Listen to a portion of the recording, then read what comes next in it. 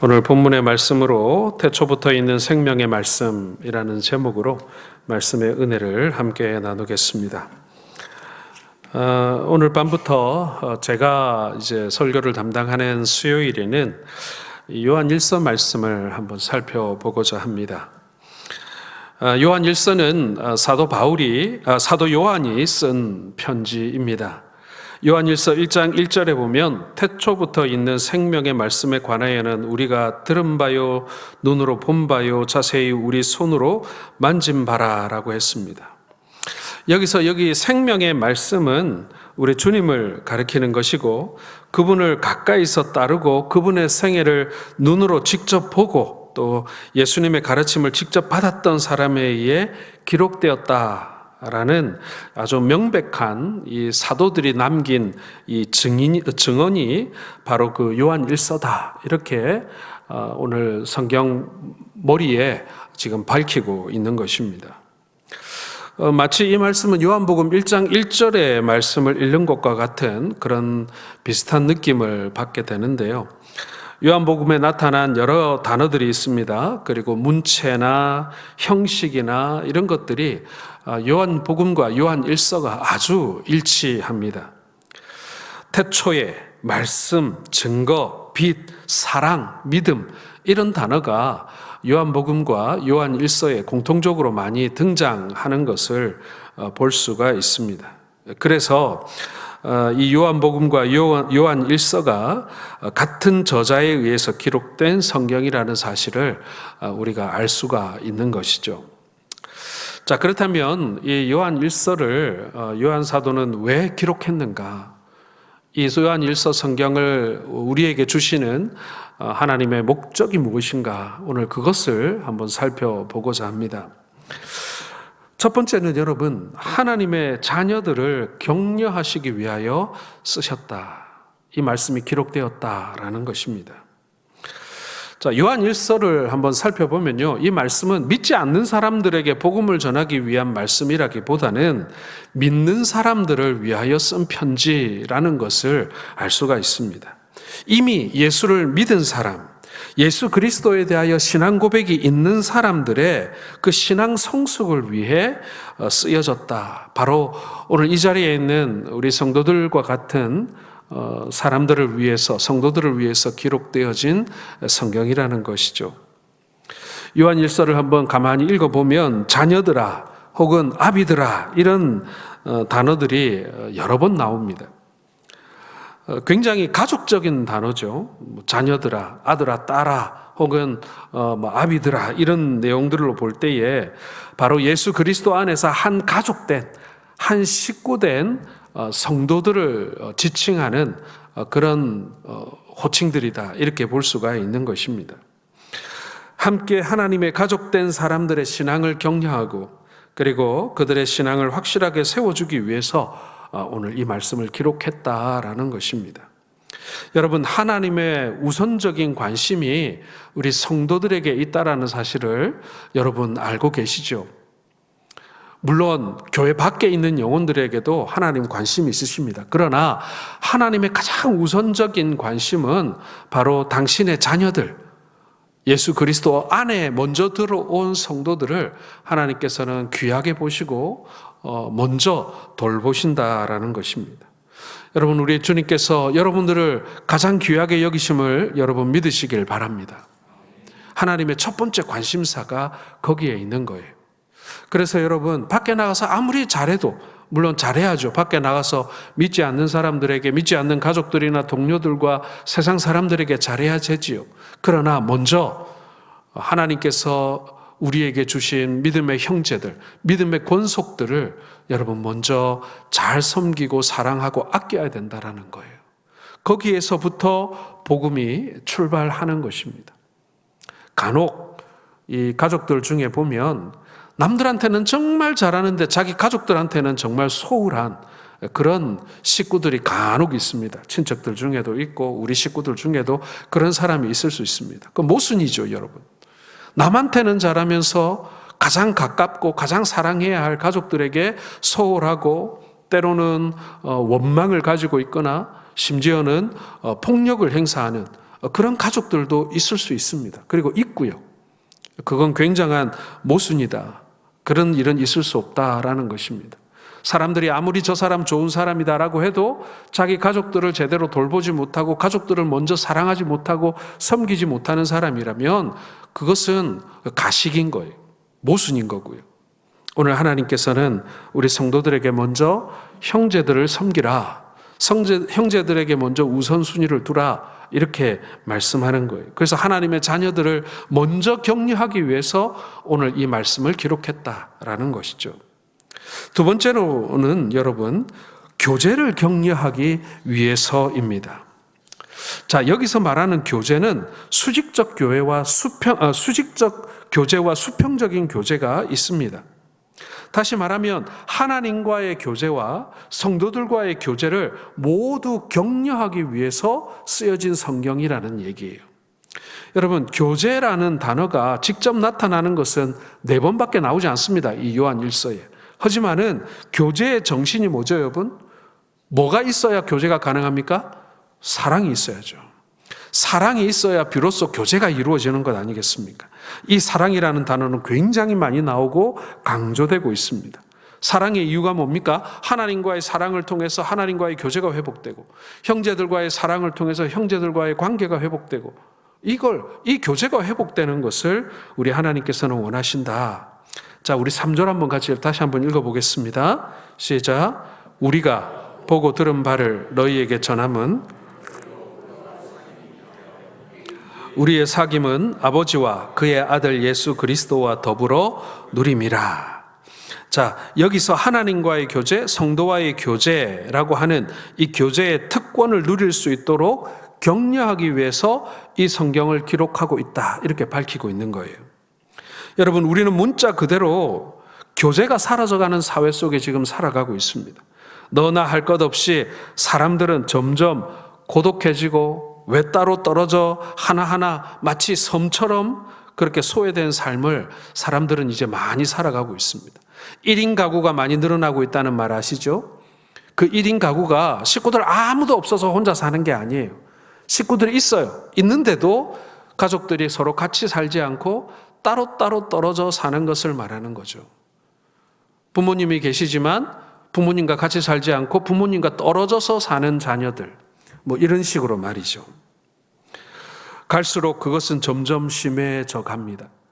개인주의의 시대에 우리가 이제 접어 들어간 것이고요. 그 개인주의는 갈수록 더 심해져 갑니다.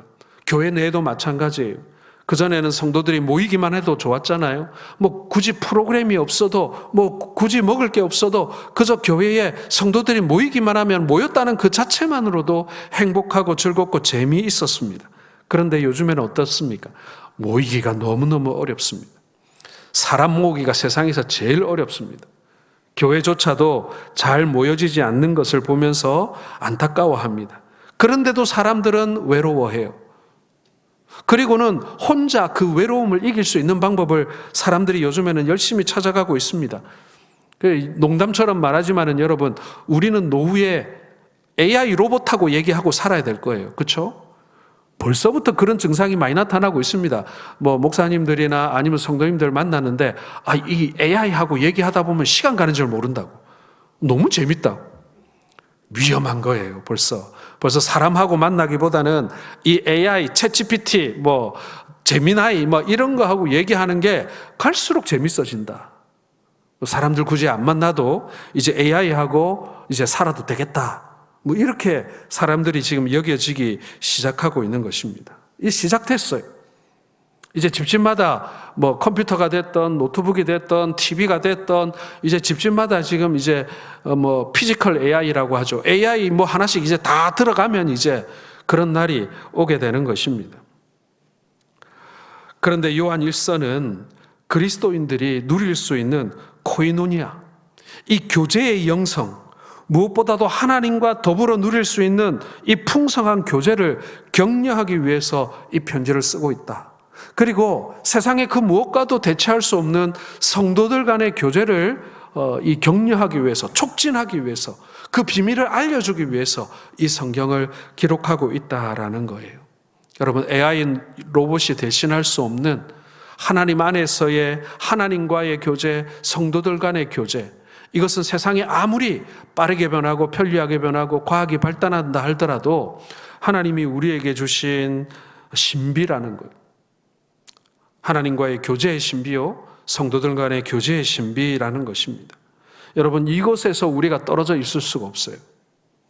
성경은 그것을 포도나무의 가지로 비유하고 있지 않습니까? 포도나무의 가지가 달려 있어야 살아있는 것이지 꺾이거나 잘려나가면 그 나뭇가지는 더 이상 살아있다고 말할 수 없죠. 고립된 인간의 영성은 결국 죽은 것이다 라고 밖에 말할 수가 없는 겁니다. 하나님과 연결되어 있어야 하고 그 하나님이라고 하는 가지를 통하여 다른 지체들과 또 연결되어져 있어야 합니다. 오늘 하나님께서 그것을 우리에게 말씀하고자 하신다라는 거예요. 세 번째는 여러분, 승리의 삶을 격려하기 위하여 이 요한일서를 기록했다라는 것입니다. 자, 요한일서 2장 1절을 한번 같이 한번 읽어보겠습니다. 나의 자녀들아, 내가 이것을 너희에게 쓰면 너희로 죄를 범하지 않게 하려 함이라. 만일 누가 죄를 범하여도 아버지 앞에서 우리에게 대언자가 있으니 곧 의로우신 예수 그리스도시라. 자, 요한 1서에 보면 내가 이것을 너희에게 쓰면 이라는 표현이 여러 번 나옵니다. 자, 이 표현들을 통해서 이 요한 1서라고 하는 편지를 쓰게 된 동기와 목적이 무엇인지 알 수 있는데요. 이 편지를 쓴 이유가 하나님의 자녀들이 범죄하지 않고, 아니 범죄했더라 하더라도 예수 그리스도를 통해서 용서받고 승리할 수 있는 삶을 살 수 있도록 하기 위하여 이 성경을 기록했다, 이렇게 말씀하고 있습니다. 전 저희 집사람하고 이렇게 부부싸움 잘 안 하는 편입니다. 잘 안 하는 편인데 제가 성격이 좋지 않습니까? 그래서 부부싸움 잘 안 하는데, 그런데 항상 부부싸움으로 번지던 사건이 하나가 있습니다. 그건 뭐냐면요, 제가 저희 아이들을 야단치면요, 집사람이 그거를 굉장히 싫어하는 거예요. 저희 아들이나 딸을 제가 야단치면요, 집사람이 항상 그걸 가지고 이 아이들 편에서 저한테 막 뭐라 그래요. 왜 그런 거 가지고 야단치냐고 말이죠. 꼭 그 아이들한테 야단치는 게 아니라 자기한테 야단치는 것 같다 그래요. 왜 그렇게 느껴지는지 잘 모르겠는데, 자, 아버지가 매를 들고 아이를 이렇게 야단치고 꾸짖으려고 합니다. 그때 이 아이가 저희 엄마한테 쪼르륵 따라가요. 그리고 품에 팍 안겨가지고는 저한테 잘못했다 그래야죠. 안 그렇습니까, 여러분? 제가 야단치는데 아빠 잘못했어요 이래야 되잖아요. 저한테 잘못했다고 안 해요. 누구한테 가느냐? 저희 엄마한테 가서 엄마 잘못했어요, 다시는 안 그럴게요 하고 빌어요. 그러면 엄마가 어떻게 해줍니까? 매를 든 아빠 보고 여보, 애가 잘못했다고 하잖아요. 다시는 안 그러겠다고 그러잖아요. 그러니까 그냥 용서하세요. 이러고는 이제 애는 다 저희 엄마 품에 딱 숨어 있는 거예요. 저희 엄마 뒤에 딱 숨어 있는 거죠. 그러면은 여러분, 아빠가 어떻게 합니까? 안 돼! 하고 뭐 엄마 품에 안겨 있는 애를 막 끄집어내가지고 그러고 또 때립니까? 그렇게 못하죠. 엄마한테 안겨 있는 애를 어떻게 떼어냅니까? 당신이 늘 그러니까 애가 저 버릇이 나빠지는 거라고. 그렇게 말은 합니다만은 결국 어떻게 합니까? 너 다시는 그러지 마라 이러고 그냥 넘어갈 수밖에 없는 거예요. 왜요? 엄마 뒤에 숨었거든요. 여러분, 우리가 부족해서 하나님의 명령을 어기고 죄를 범하게 되면요, 하나님이 두려워집니다. 그래서 우리가 주님, 제가 잘못했습니다라고 고백하면요, 우리 주님이 하나님 앞에서 대언자가 되셔서 우리를 변호해 주십니다. 아버지, 이 사람이 자기의 잘못을 회개했습니다. 제가 이 사람을 위해서 십자가 위에서 피 흘리고 대신 죽었지 않습니까? 그러니까 용서해 주십시오. 그렇게 하면서 하나님이 우리를 용서해 주시는 거예요. 로마서 8장 1절에 그러므로 이제 그리스도 예수 안에 있는 자에게는 결코 정죄함이 없나니, 바로 그리스도 안에 있으면 바로 용서와 승리가 있다라는 그런 말씀인 것입니다. 오늘 요한 1서 말씀은요, 그거 모르는 사람이 어디 있습니까, 목사님? 뭐 교회 다니면 그 정도는 다 알죠. 그런데 초대교회 성도들 중에는 이것을 잘 이해하지 못하고 모르는 성도들이 많았고, 우리 가운데에도 신앙의 그런 아직 이 초보를 벗어나지 못한 사람들은요, 이 하나님의 용서가 또 예수 그리스도의 그 대언자의 역할이 뭔지를 잘 모르는 분들이 있을 수 있습니다. 그래서 우리가 어떻게 하면 승리할 수 있는지, 어떻게 하면 승리하는 삶을, 이 죄로부터 승리하는 삶을 살 수 있는지를 알려주시기 위해서 이 요한 1서가 기록되어 있는 것입니다. 또한 네 번째로 이 요한 1서는요, 적그리스도를 경계하고 바른 그리스도관을 가지도록 하기 위하여 기록된 성경입니다. 자, 요한일서 2장 26절 같이 읽어보겠습니다. 너희를 미혹하는 자들에 관하여 내가 이것을, 자, 우리의 신앙을 잘못된 곳으로 인도하고 탈선시키려고 하는 사단의 정체를 밝히고 있는 거예요.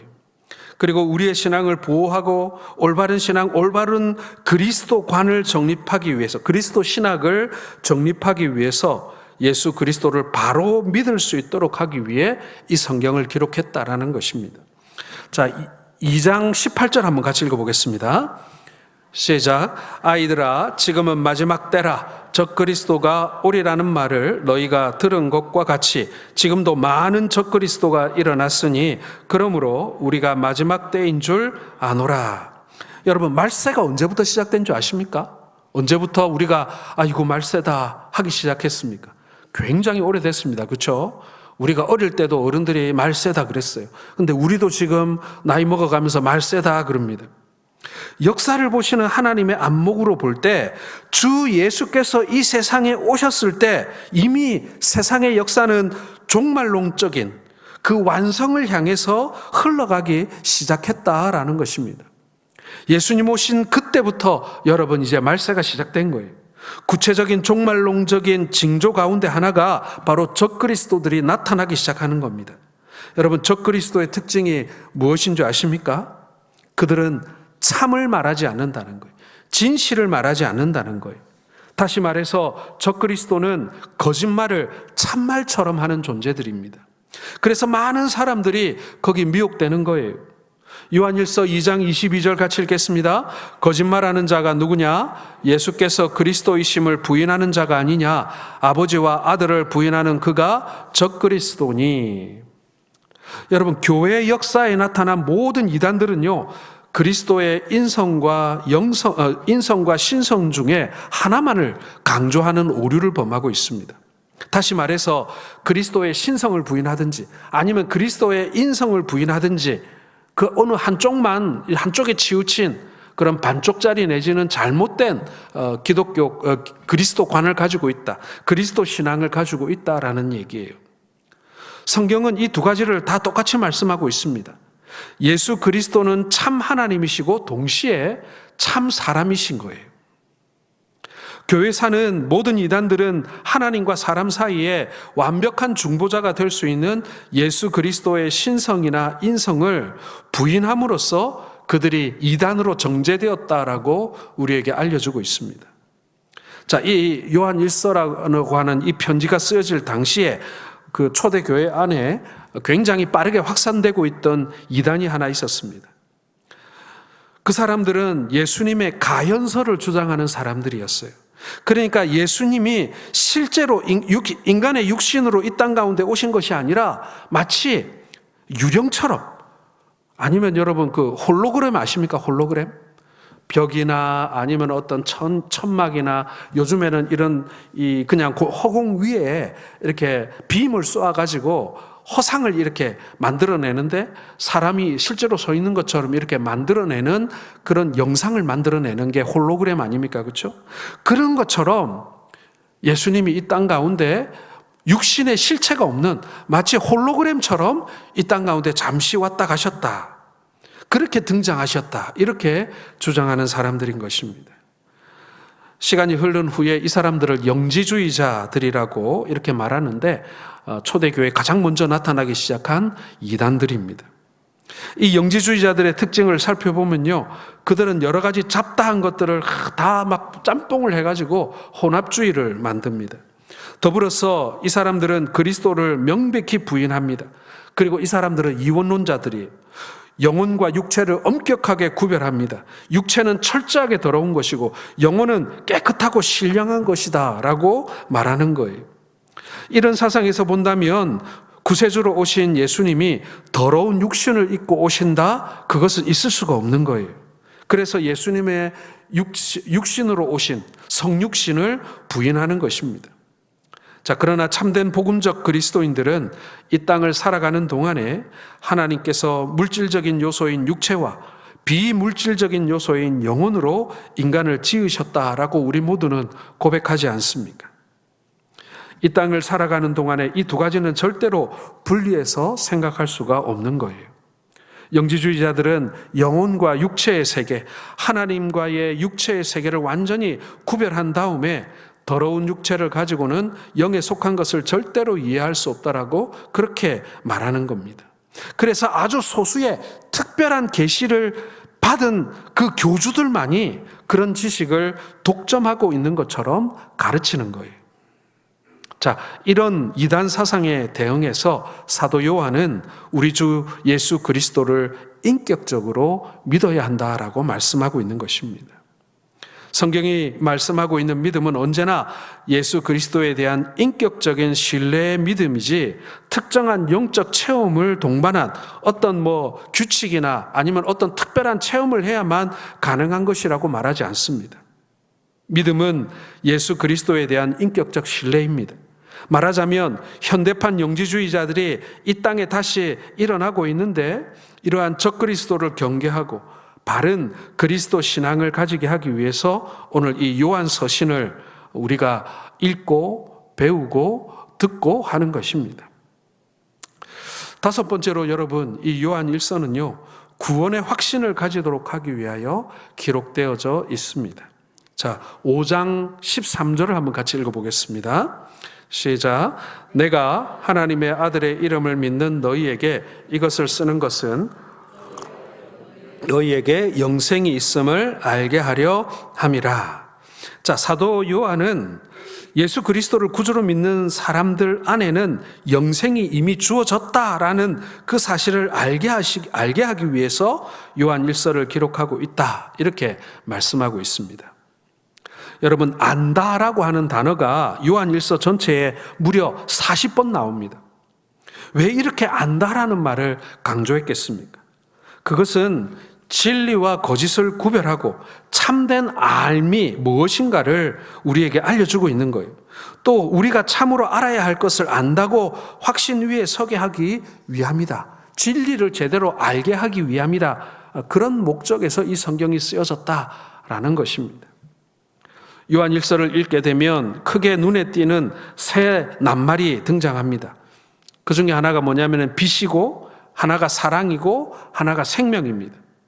이 세 낱말을 통해서 하나의 주제를 만들 수 있는데 바로 참되신 하나님과의 교제, 이렇게 요한 1서의 주제를 이렇게 한 단어로 표현할 수가 있는 것입니다. 여러분, 사실 요즘에 얼마나 많은 정보가 차고 넘칩니까? 인터넷을 통해서 유튜브나 아니면 SNS를 통해서 수많은 정보들이 차고 넘치는데요. 문제는 뭐냐면은 어떤 게 참인지 거짓인지 우리가 구별하기가 굉장히 어려워졌다라는 것입니다. 그래서 어떤 사람들은요, 자기가 듣고 싶은 것만 찾아 듣습니다. 그렇죠? 알고리즘의 힘이죠. 듣고 싶은 것만 골라서 듣습니다. 그리고 나중에는 이것만이 진리라고 그냥 홀딱 믿어버리는 거예요. 사실은 반대쪽 말도 들어봐야 되고 다른 얘기도 들어보고 이렇게 하면서 우리가 균형을 잡고 제대로 된 그런 사실, 진실에 가까워져야 되는데 우리는 점점 많은 이 정보 때문에, 아니 내가 듣고 싶은 것만 골라 듣다 보니 우리는 점점 진리로부터 멀어져 가고 있지 않은가 하는 그런 걱정이 됩니다. 진짜 참과 거짓을 구별하기 어려운 시대가 되어가고 있는 것입니다. 사도 요한은 태초부터 있는 생명의 말씀에 관하여 직접 듣고 보고 손으로 만진 바라고 증거하고 있습니다. 예수님을 옆에서 함께 모시고 그분의 음성을 듣고 그분의 손을 만져보고 그분과 함께 먹고 자고 하면서 그분에게 가르침을 받았다라는 사실을 지금 강조하고 있는 거예요. 내가 직접 들었다. 내가 직접 보았다. 내가 직접 그분에게 들었다라는 것입니다. 다른 말로 하자면 주님을 직접 체험했다라는 거예요. 예수 그리스도를 직접 체험했기 때문에 어떤 환경에도 흔들리지 않는 믿음을 가질 수 있었던 것입니다. 그리고 그 진리를 오늘 예수님을 직접 만나보지 못한 우리들에게 똑같이 그것을 지금 나누어주고 전달하고 있는 것입니다. 여러분, 하나님과 직접 교제한 사람은 결코 믿음이 흔들리지 않는 것입니다. 여러분, 이 신앙이 얼마나 귀한지 모릅니다. 사랑하는 성도 여러분, 우리가 이 복잡한 세상 가운데 살아가면서 우리가 바라고 소원하는 것이 무엇입니까? 거짓은 걸러내고 참된 진리 대신 예수 그리스도의 그 말씀만을 우리가 붙잡는 게 우리의 목표 아니겠습니까? 여러분, 말씀은 변하지 않습니다. 우리가 잡다한 다른 소음에 너무 귀가 많이 열려 있는 것 아닙니까? 하나님 말씀 외에 다른 것에 우리의 마음이 혹해 있지는 않습니까? 거짓된 정보에 마음이 팔려서, 세상의 가르침에 이 마음이 팔려서 참된 하나님의 말씀을 이해하고 배우고 알려고 하기보다는 다른 것에 관심이 더 많은 우리들은 아닌가. 오늘 이 요한서 시는 바로 우리에게 이 구원의 확신을 바로 이 진리 되신 말씀을 통하여 깨닫고 알아라. 내가 예수님께 직접 들었다. 내가 예수님께 직접 보았다. 예수님을 직접 만났다라는 메시지를 통해서 우리에게 주고 계시는 것입니다. 예수님을 만난 사도의 증언을 여러분 하나님의 말씀을 통하여 믿고 신뢰하시는 우리 성도들 되시기를 주의 이름으로 축원합니다.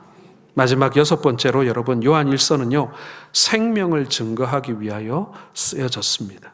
자, 5장 13절 같이 읽겠습니다. 내가 하나님의 아들의 이름을 믿는 너희에게 이것을 쓰는 것은 너희로 하여금 너희에게 영생이 있음을 알게 하려 함이라.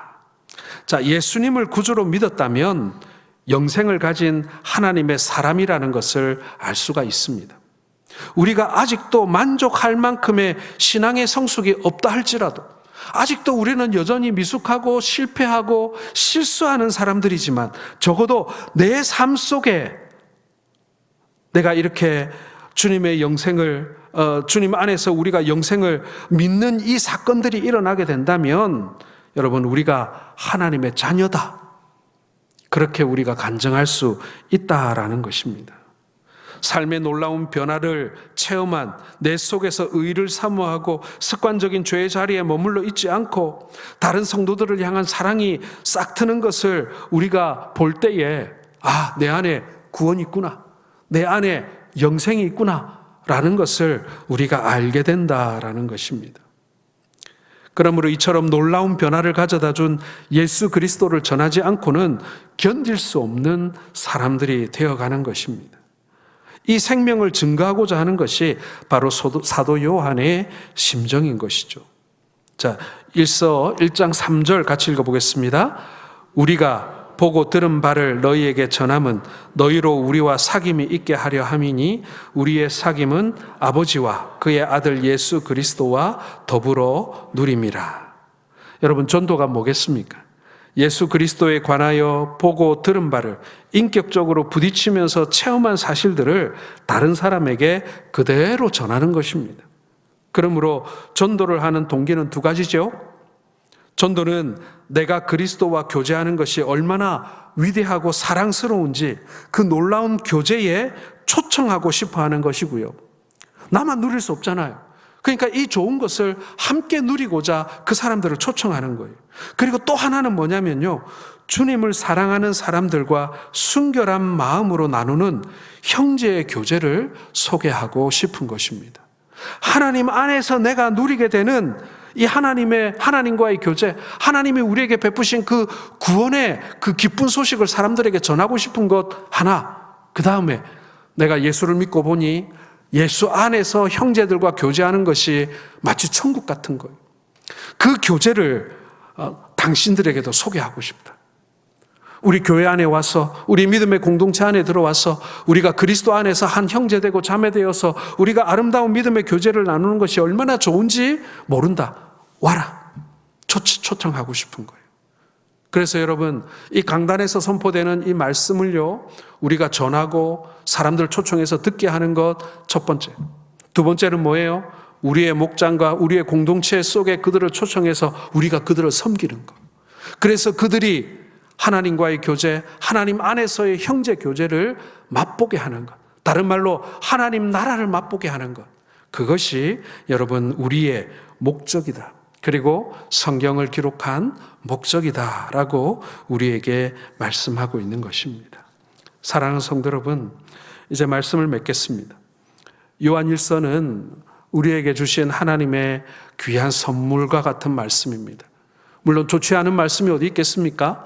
하지만은 이 요한일서의 말씀은 우리가 하나님과의 교제, 그리고 형제들과의 교제, 우리가 그리스도의 그 사랑 안에서 이 교제가 이루어지는 그 놀라운 신비와 축복을 우리에게 가르쳐주고 있는 그런 성경이라고 할 수 있습니다.